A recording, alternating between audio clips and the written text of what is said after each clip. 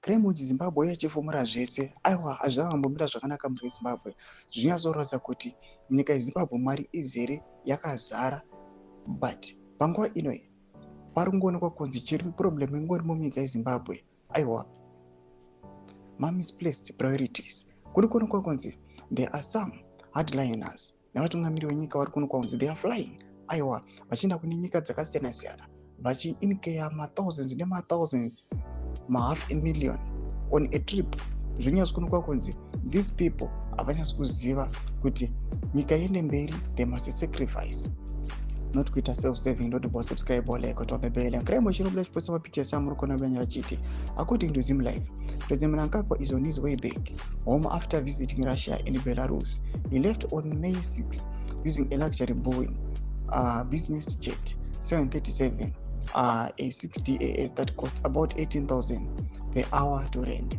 The jet is owned by Royal Jet from the United Arab Emirates based on usual rental prices. The government spent more than 500,000 on the trip.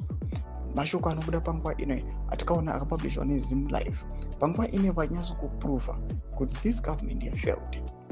Tinozoona zvichiitika muna May panguva ino nyika yeZimbabwe matikuona kuti nyika yedu it is crumbling but the same people the same leadership panguva ino vanoonekwa vachinorenda private jets and the likes but why can't we have our own?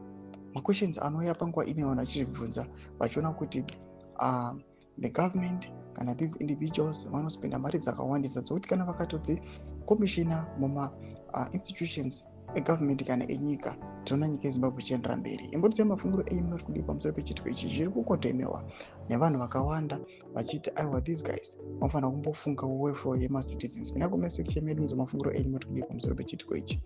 Subscribe or like achiita on the bell icon.